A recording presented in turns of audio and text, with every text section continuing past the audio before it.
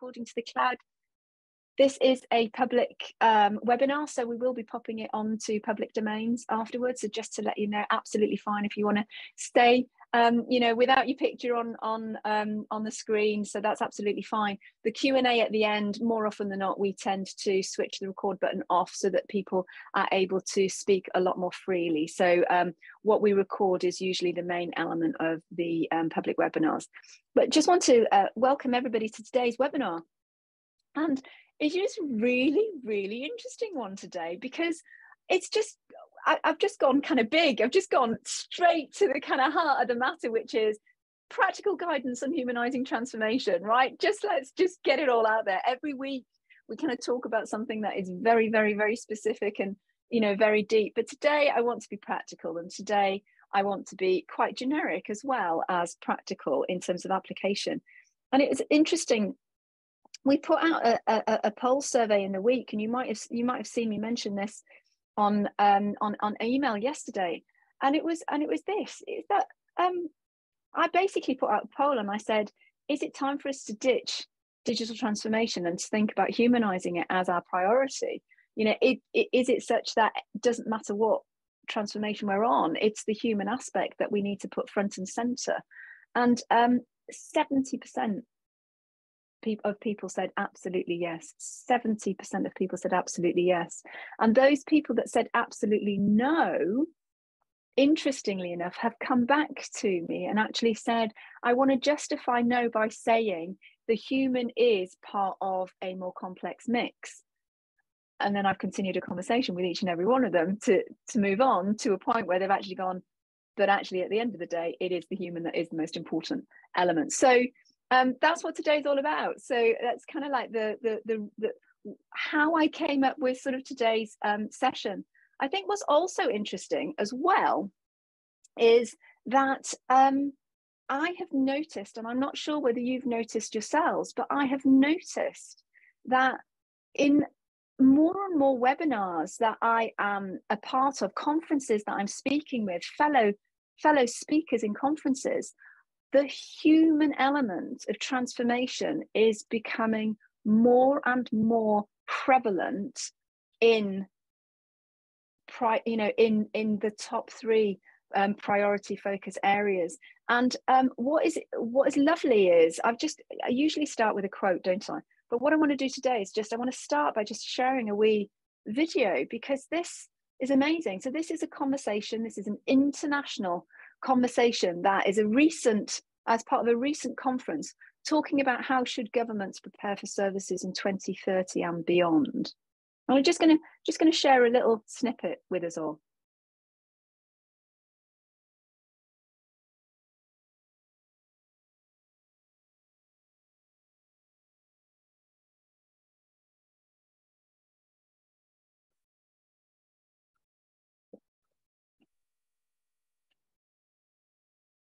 Hi, Mel. Yep. Is there meant to be audio? Because I'm not hearing. I don't know what everyone else is saying. You're absolutely right. It's me. Just bear with me 1 second. Sorry. Can you hear it now? No. It's me, Ravi. Just bear with me 1 second. No. Take your time. It's not worry. The power and the weakness of Bluetooth, right? So just bear with me.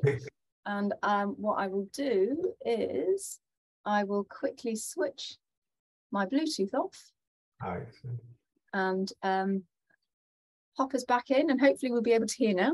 More heavily with regard to digital transformation and preparing the world for 2030 and beyond. Where should they invest? Thank you very much, Jonathan. First, before I start, I would like to thank the panelists for accepting to be part of this forum.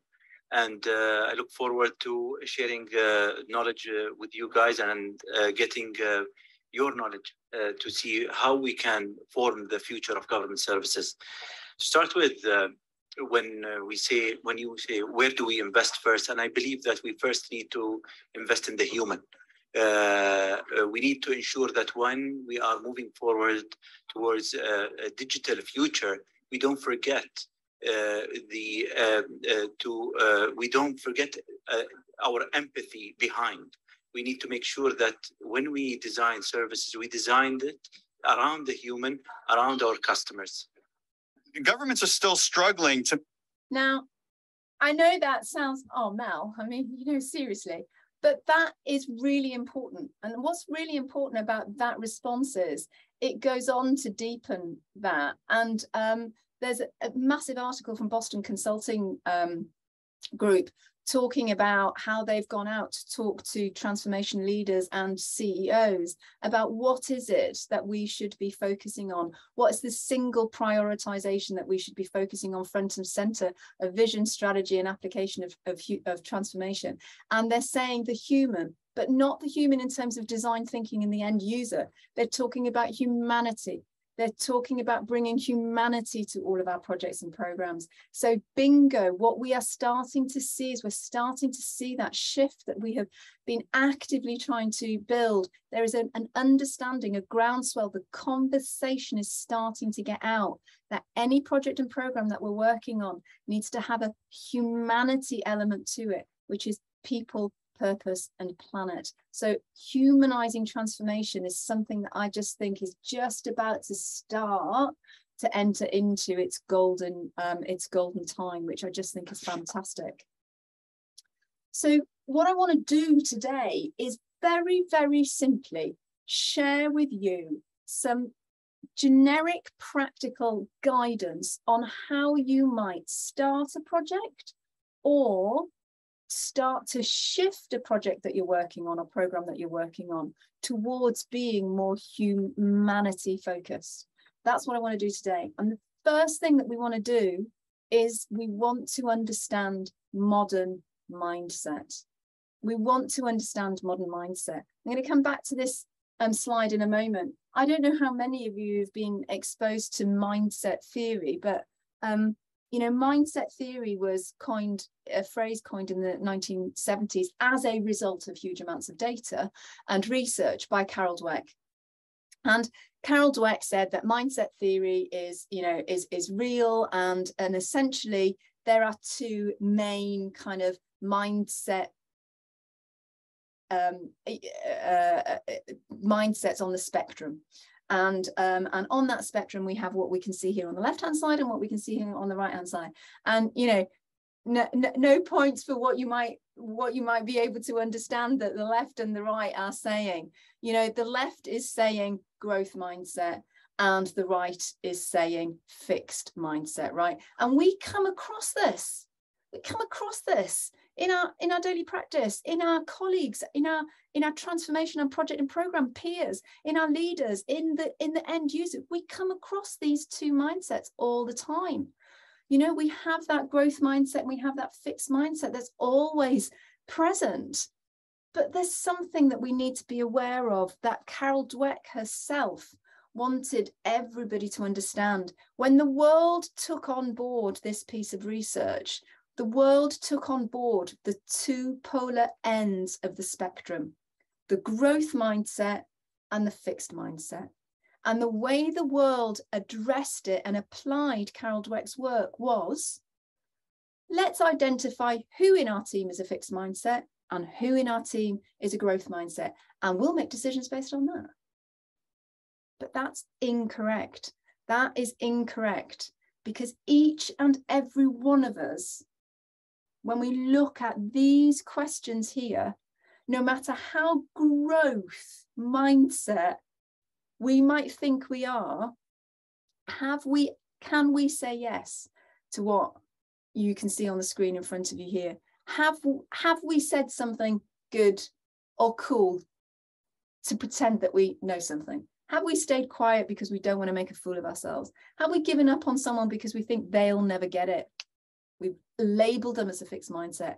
Have we given up on something because we think we'll never get it?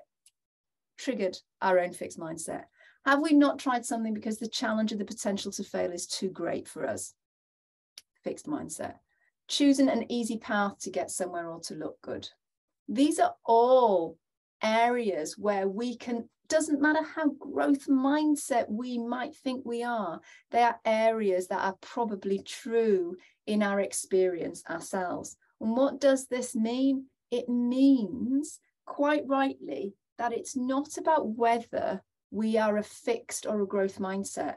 It's not to use or to assess our users against whether they're fixed or growth mindset, and then we'll create change management projects and programs as a result of that data. That's not what we should be doing. What we should be doing is we should be understanding what triggers me, my team, the users into a growth mindset.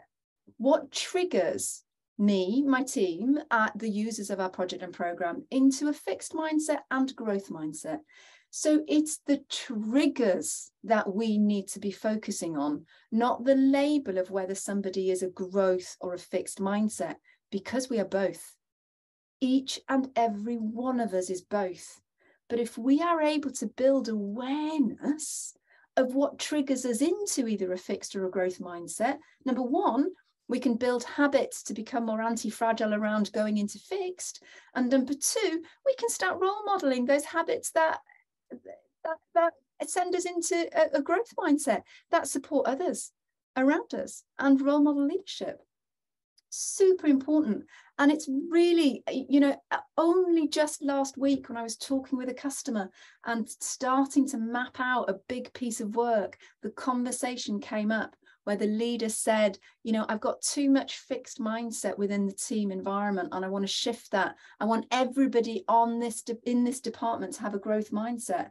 And I'm going, whoa, whoa, whoa, whoa, whoa, whoa, whoa.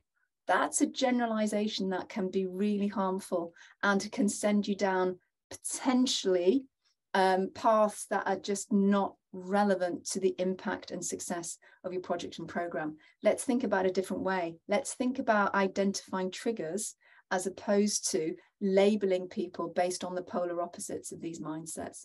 So the first element that we want to do when we're talking about mindset, to have, you know, a practical application of humanity in transformation, is this: to understand that it's not about whether you're growth or fixed, it's about the triggers that get you into one or the other. So how do you focus on triggers? And if we can focus on triggers, we have got data that is far more powerful to be able to use to support ourselves and others to get out of fixed and into growth, or to stay into growth. Really, really important. So that's the first thing. But there's also another element to mindset. Carol Dweck gives us mindset theory. The framework that we use gives us modern mindset theory. So with the work that Carol Dweck does, we can do some fantastic things around identifying triggers for the two spectrums of growth and fixed. And that, you know, identifies vulnerabilities, and it identifies role models, and it identifies strength and development areas. That's great. But when we're looking more specifically at modern mindset, what we want to be doing is we want to be looking at the 7 mindsets that create modern practice. And those 7 mindsets are here. We've got the digital native mindset that, yes, is about the early adopter, the person that expects digital to be, you know, part of life, and they're okay with that, but they're also very values driven. You know, the digital native mindset is really quite activist, you know, in terms of its ethics and in terms of its purpose and values driven. We've then got the beginner's mindset, which is not to be confused with agile. The beginner's mindset is about curiosity. How much open curiosity am I bringing to this meeting? Am I bringing to this paper that I'm reading? Am I bringing to this idea that somebody is presenting to me? Am I able to understand this with a beginner's mind? Can I be curious? And what that beginner's mind is it's about being able to take things down to first principles. It's being able to be experimental. It's being able to say, how many right answers might there be to this problem, instead of where is the solution? We're very quick to fix as human beings. And as project managers and program managers, we're even quicker to fix the problem. Yeah. And what we want to do is we want to understand how many right answers. The networked mindset is super important as well, because this isn't just networked to people and data, it is also networked in terms of purpose. Am I networked to my purpose? Am I connected to it? It's networked to community. Am I networked and connected to my community? Are we bringing that into play with our project and program? It's also networked and connected into planet. So thinking about environmental elements and also sustainability. Authenticity is kind of pretty easy. It says what it does on the tin. Am I able to be authentic? Can I speak truth to power? Can I have courageous conversations? Is the environment that I'm working with and the conditions that I am operating within, is there transparency here? Do I have access? Is there voice and visibility? Data mindfulness is really important, because data mindfulness is something that is a little bit more than data literacy. If you want to know about data literacy, I think the Data Literacy Project is brilliant. It's a free resource. You can go and do a data literacy assessment. It's a great resource for anybody to use for data literacy, which is more skills driven. But there is also another element that we want to harness when we're humanizing transformation, which is this idea of being data mindful. And data mindfulness has got 4 steps to it. The first step is for us to reconnect our relationship with data, to build a relationship with data, to reconnect. The second element is our health. How healthy is the data that we are using and creating? How healthy is data around us? Can we understand what healthy data looks like, and therefore understand what unhealthy data looks like? And the third element is when we start to look at flow, when we start to see the flow of data through our system. The flow of data through our system, both in terms of humans and in terms of technology. And the final piece is accountability, where we move from creating a relationship with data that we become more familiar and courageous and comfortable around data, to the point where we are able to be accountable and hold others to account. So we become more activist around the ethics of data. We're able to question, critically question and think whether this is the right thing to do for this person or in this project based on ethics. So it's taking us through those 4 levels. The prepared mindset, super important, especially for all of us as practitioners in humanizing transformation, is this. We see our world not just in terms of what we need to do to get to an end. We see everything based on past, present, and forward looking. And the prepared mindset is somebody that is able to work in the present, but focus on the future. So the prepared mindset is somebody that's got a frame of reference that they are able to bring prediction and trend into their decision making. They've got a frame of reference that is wide and broad and constantly evolving. I can look into the future, I can look out around me, and I am able to be present within my inner frame. So there's 3 lenses to the frame of reference to build that prepared mindset: prediction and trend and forward looking, outward understanding and listening and visibility, and inner presence, so that we can respond in the moment but create to the future. And the final one, again, does what it says on the tin, of course, which is the human-centered mindset. These modern mindset areas are really important for us. We want to be able to understand where we're at across all 7 as a practitioner, where our strengths are so that we can role model for others to follow, where our development areas are so that we can bring consistency across all 7, so that we're not, and this is an important element, so that we're not seen as a domain expert. You know, if you're working in technology or more tech-driven, technical projects and programs, you might, when you first come across these 7 mindsets, you might spike really high on digital native, you might spike really high on data mindfulness, and even maybe prepared in terms of your ability to understand emerging technologies and the opportunity of innovation. But that doesn't make you a modern leader.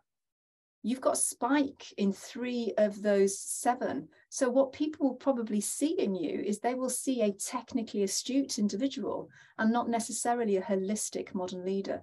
So you want to make sure that you're balancing so that you become an expert generalist as opposed to a domain expert. And we want to move away from domain expertise as modern leaders, and we want to become more known for and celebrate expert generalism, because expert generalism is how we are going to navigate a world that is complexity driven. That's how we navigate the world that we're in at the moment, is that expert generalist. It's not to say that domain expertise isn't relevant anymore, but it becomes the second level. The top level is for us to be able to really demonstrate strength across all 7 of these mindsets.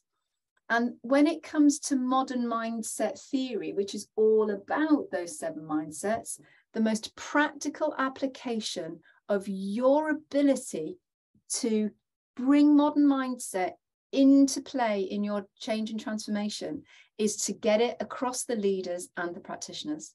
So if you're working within a team, if you're working within a PMO, what you want to do is you want to see, how can I socialize?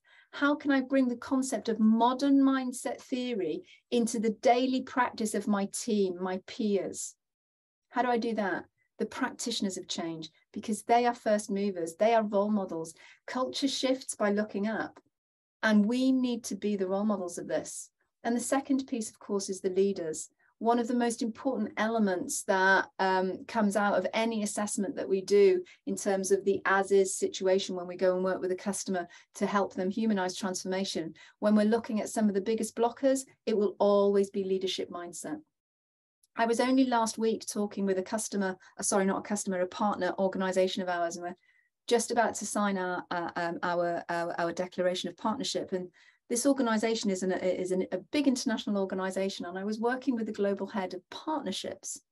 And this guy said to me, he said, I'm absolutely amazed at what you guys do, because I have a seat at the table of every single key customer client that we've got across the world.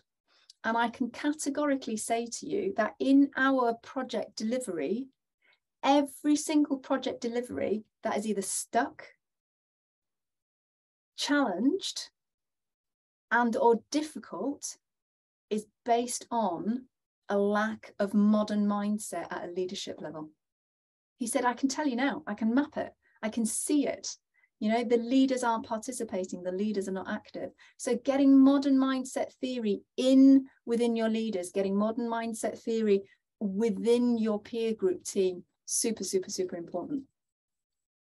That's the first thing. So the first thing that we can do and we should do is to get modern mindset into our own practice, into our team's practice, and working with learning and development or organizational development. It doesn't matter. You don't need to take our framework in, just have conversations with them to say, these are things that I know we need at a leadership level. How can we work together to get that? Just, you know, being creative about our conversations. The second thing, which is really important for us to do, if we want to humanize transformation, is to get clear about the curve of human transformation. Because the curve of human transformation is about evolution and growth that keeps going and keeps going and keeps going. And what we want to do is we want to understand that so that we can help others understand it, so that when it comes to the human side of transformation, people don't expect the same results in terms of when and why and how that they will from a more technical process-driven project or program. What do I mean? What does that line represent? That line represents the start point of a simple project and the end point of a simple project. And when you get from point A to point B, it's just a straight line. You just project initiation document and you just get on with it and you follow the processes and you've got your budget and you've got your timeline and you've got your reporting and everything is process driven and everything has to fit within those processes. Actually, when you're thinking about it, if you reflect on that, that's bonkers. It's okay for the technology. It's okay for the budget. It's okay for the governance and the compliance. But for the humans, really? Why do we put the humans and try and fit them and poke them and prod them into that straight line? Why do we do it? I have no idea. Or we might be working on agile projects, and agile projects, I have to say, you know, are quite similar because they've got an A point and a B point start, because that's how we define projects and programs. We have to have a start point and an end point. But, you know, with agile, we might be working on an iterative agile project, we might be working on an incremental agile project. Iterative is where we're constantly iterating, where we're, where we've got sprints, we've got retrospectives, we've got changes, we're able to do that. Incremental agile projects where we're actually building a whole slice of something, we're really spiking in deeply to that piece of work, and then we're seeing how that goes and moving on. So you've got the kind of like wiggle stuff. Again, even with agile projects, we're trying to fit the human into this kind of A-B point. But the human story starts way before that A point. And the human story continues way beyond that B point. And if we can get that in our heads right at the very beginning, we're already halfway towards being able to humanize transformation.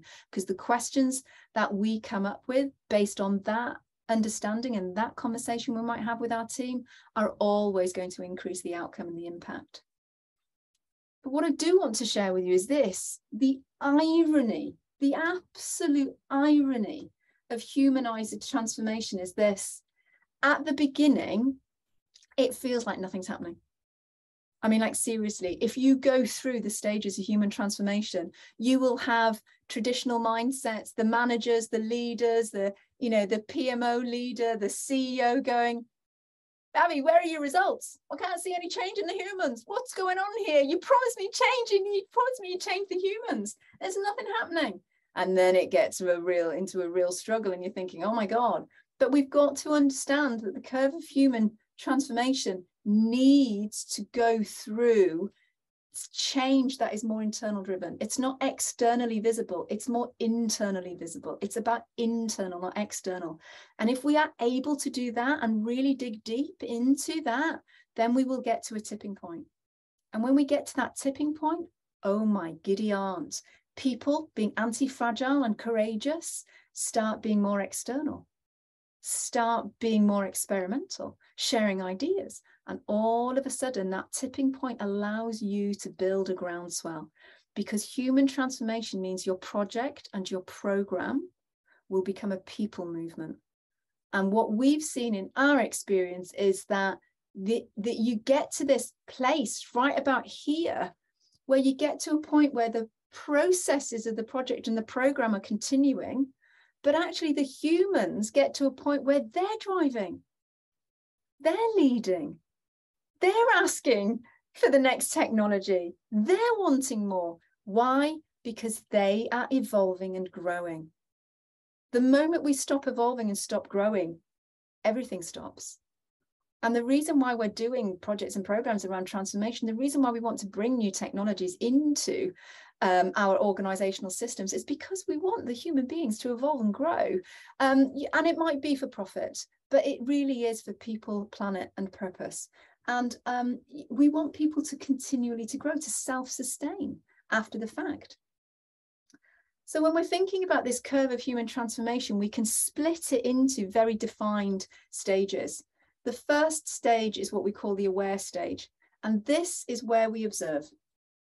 And, I've also had a session, a weekly moment on nothing other than how do we build awareness data.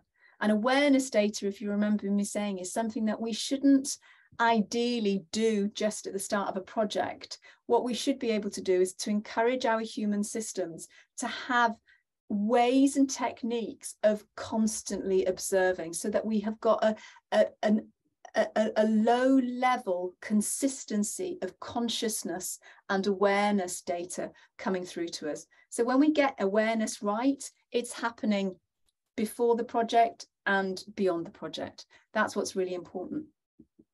The next thing we do, which is really, a little bit more kind of familiar to everybody, is we assess. We do assessment. And, we might do surveying, and we might do impact assessments and SWOTs and all manner of assessments. We're gathering data, and that's absolutely fine. The assessment data is really important. The only thing that I would say to you here is make sure that modern mindset assessment is also in there. So assessment is probably where we spend most of our time in the discovery and the design phase of projects and programs.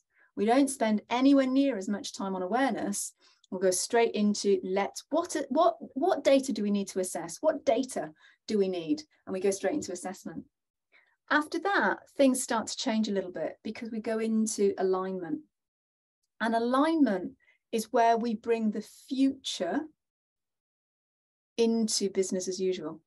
And what I mean by that is where we start to have conversations, where we start to generate space and give permission to the people, the humans who will be impacted, the community who will be impacted by this project and program, time to understand how who they are will evolve based on the future ambition of the change and transformation. So I'm aligning with my future self based on change and transformation. And if I can do that, then that awareness and assessment and alignment means that we've got very different data based on as is and to be. What we've got is we've got data from as is and to be, which is human identity data, who I am data, not what we need to do data. So that's what's really important about aware, assess and align. It gives you the who are we now and who do we want to become as a result of this change and transformation. Only then are you able to go into activate. And more often than not, I don't know what your own experience is of projects and programs, but we probably go assess, activate. We go discovery, design, build and deploy, yay. But there's not just, hey, that's where the challenges come from, right? We've got to do the identity shift work.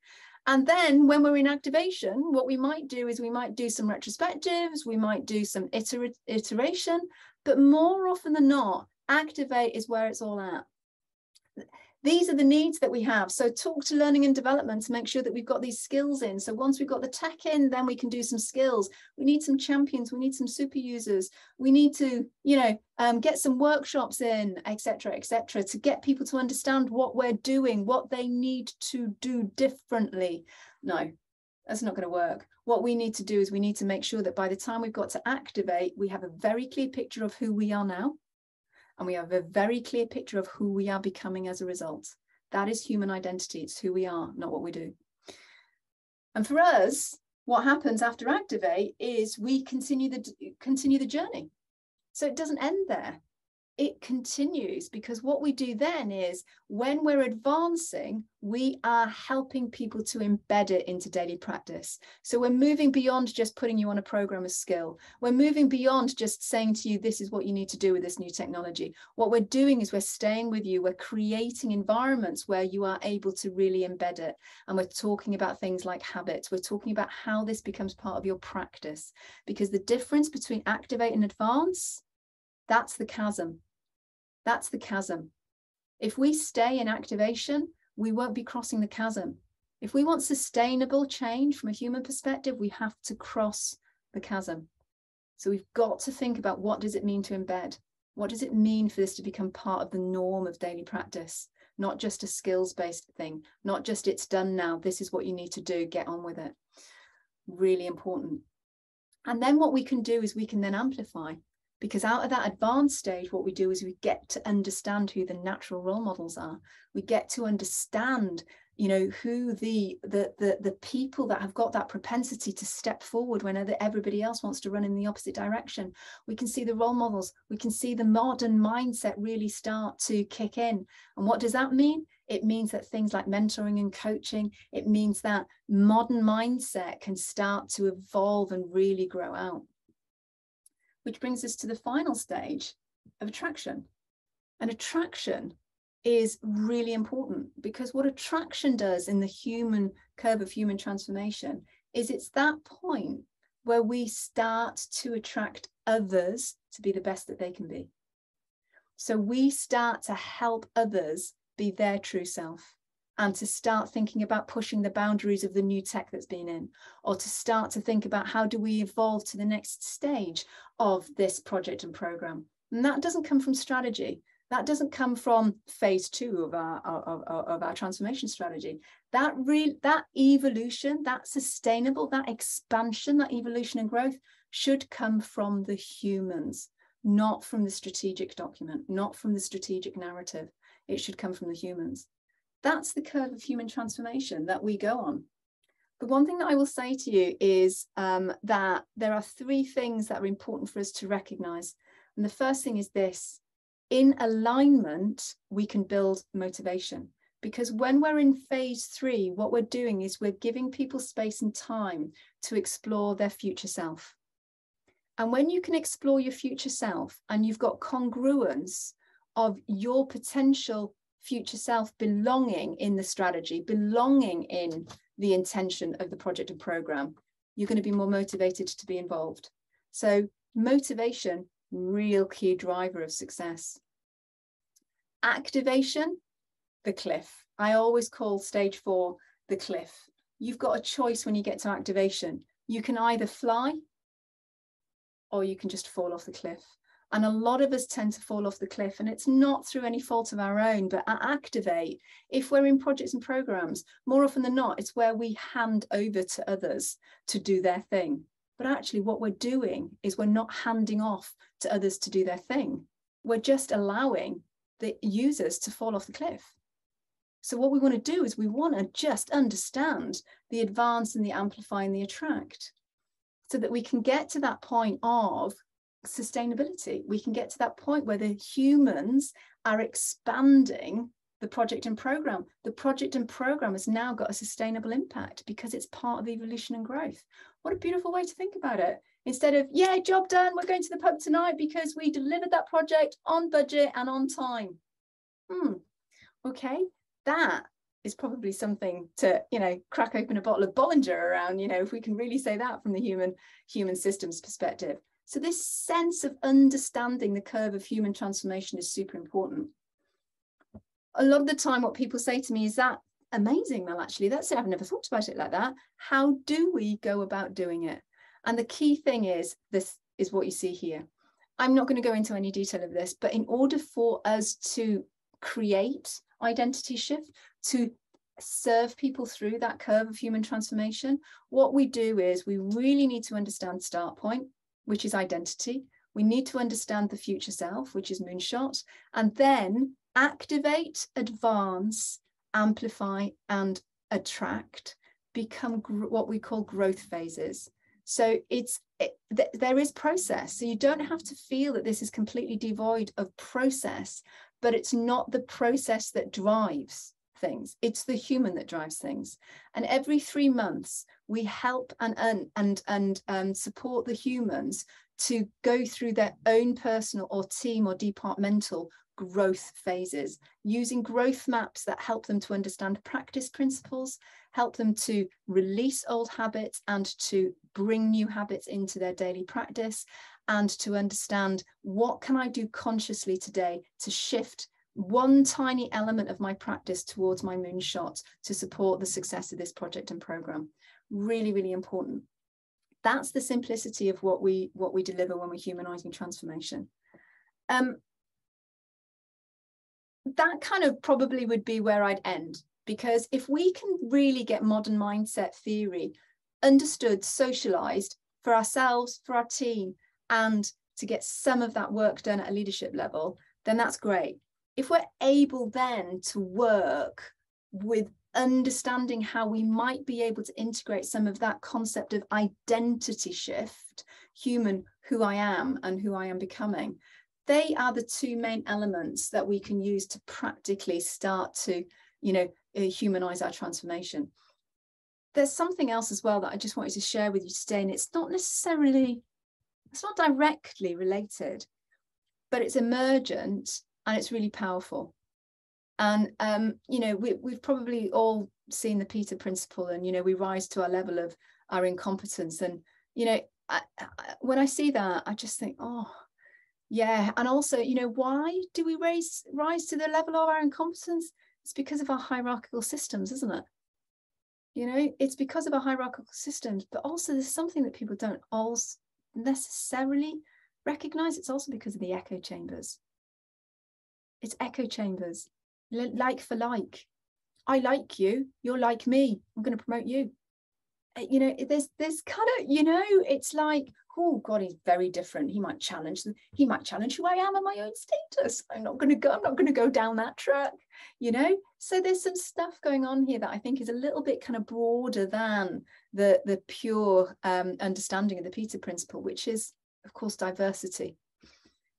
And if we want to start thinking about diversity at a human level, then probably what we want to do is we want to start thinking about what's called social connection mapping.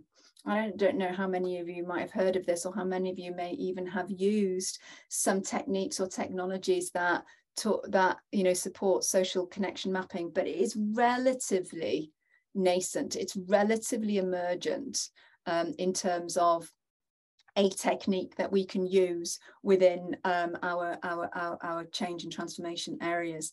And there's two kind of elements I want to share with everybody today. The first element is, when you think about social connection mapping generally, so, you know, just generally, so there's not a project or a program, we're just thinking about social connection mapping in its general sense at a very, very high level. And we're thinking about it at a very high level. There are three main types that have been identified through the academic work of Ibarra and Utsi.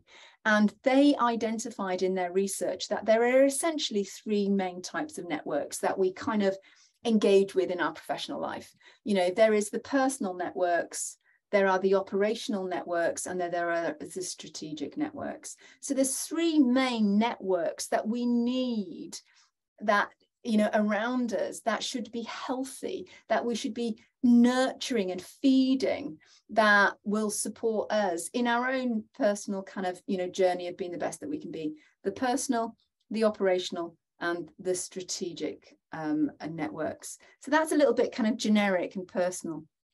I also, whenever I present this slide to people, I also say, before I go any further, any work that we might want to do around social connection mapping really needs to be ethically on point. Because the moment we're starting to think about how people are networked at a social level, there is a shadow side to this. So we need to understand ethically that there is no violation of privacy with some of the data that we might collect. And, you know, that's big, right? We might have teams that we're using within our organization, or we might be using Slack. Great data points for us to use for social connection mapping, not generally, you know, not just purely, but there is data in there. Does it violate privacy? Second thing is, does it generate any psychological harm for an individual? Could we potentially be creating a vulnerable situation psychologically for them? And finally, which is really important, and by the way, I have seen this in play, does it harm the individual in terms of their individual standing, in terms of their current credibility and reputation?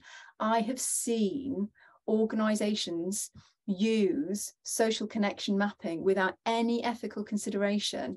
And I've seen somebody in finance who hasn't got, you know, who might have a social connection quotient of 0.02, and somebody over in customer services got a social connection quotient of 10, you know, and everybody goes, oh my God, Jill in finance, you know, 0.02, she's an introvert. She's introverted, she's not connected, but her job is to sit in front of a computer and crunch numbers, right? So we've got to be really careful, right? We've got to be careful about reputation and credibility as well. We've got to make sure that everything is ethical and it's in context. And when we can do that, then what we can do is we can start thinking about social connection mapping a little bit more specifically to support humanizing transformation.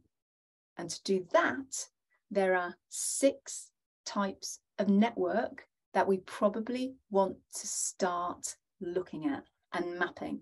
And boy, this is cool. The one caveat, health warning, I'm going to give everybody today is this. I'm afraid if you go and Google social connection mapping, you are not going to get bing, bing, bing, bing, bing. This technology does communication networks. This one does informational networks. This one does this. It's so emergent. It's so nascent. so much of this social connection mapping, the reason why people don't do it is because it's still quite hard.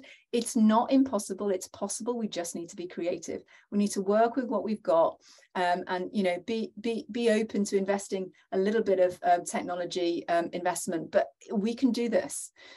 So what are the 6 social connection maps? Well, the first one is the communication map.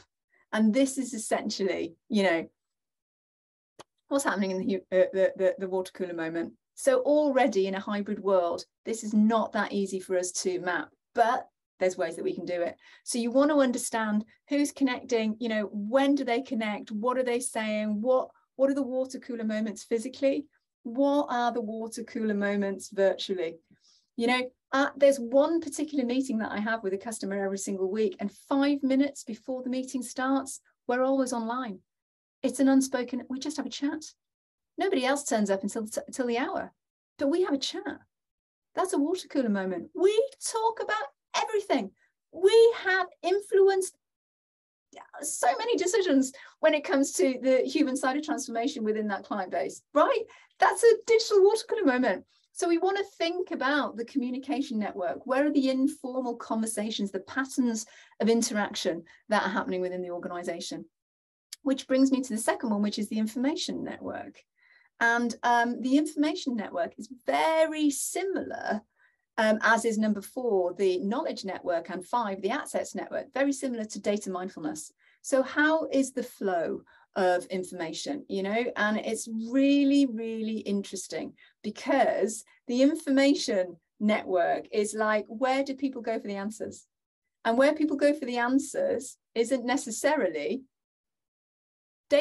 technology, it's human, right? So they might go to a particular place, Google, they might go to the intranet, they might go to John around the corner because he's got the answers. So we want to understand where is the information network in terms of the people that hold the knowledge, which then gives you the third network. And the third network is the problem-solving network, not to be confused with the information network, because the problem-solving network is when the poo hits the proverbial fan, where do we go?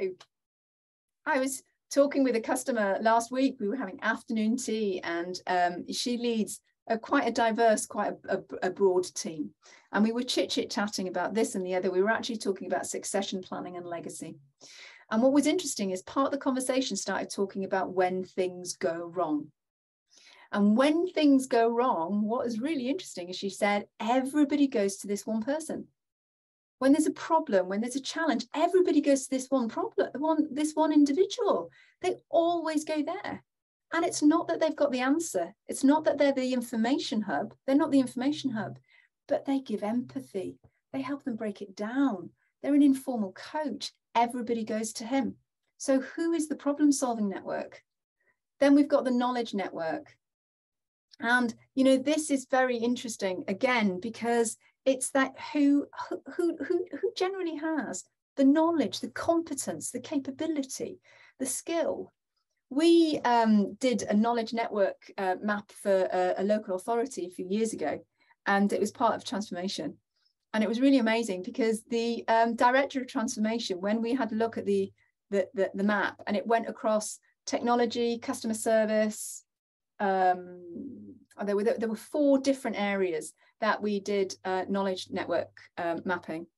And he could not believe how that data surfaced information that could completely change the redesign and the restructure of his organization.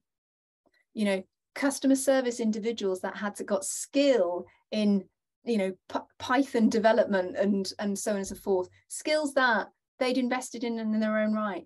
People just understanding that, the knowledge, somebody that's just, you know, like the individual I just spoke about, that coaching isn't part of his, you know, problem solving isn't part of his job. That's where everybody goes, you know. He's got this skill, he's got this knowledge of being able to help people work their way through because of coaching. And he's qualified in a coach, but nobody knows. That's what we were talking about last week when we were at afternoon tea. The 5th one is what we call the access network. And this is interesting because this is who's got a key to open the door. Who has got the key to open the door? Who can unlock the door? And unlocking the door doesn't necessarily mean unlocking the door to data in technology. It's also who's unlocking the door to people. Now, we worked with a very large government agency. We were actually working with them on Keystone Habits as part of humanizing transformation. And one of the things that we did in this workshop was we recognized that in the tenure of this organization, there had been no permission or access or visibility to the leadership team. None whatsoever. None. Really, really interesting. And in this, we were working on social connection mapping. We were working on Keystone Habits. But the senior leadership team said, you know what? There's no reason for that. We're dynamic. We're a new team. We'll open up our diaries for everybody so that everybody can see what we're doing and where we're going. They gave people access to who they are and what they were doing.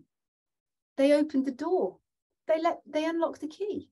They made what's invisible visible. So the access network in terms of knowledge and expertise is super important, because it's not just, do I have access to what I need through technology, but it's also, can I go and knock on the door of the CEO and have a conversation? Because I need to. Why is it that I can't? So the access network is really important at a human level as well as a technological element. And then finally, we've got the career network. And this is really important too, because this is, if you're working with an organization and you know you're going to be there for the next 10 years and you really have an appetite and you're motivated for promotion, do you know the right people? It's interesting, actually, because the career network was quite formal for me when I worked at Disney. They really want you to be accessed, to the people that are aligned to your career trajectory.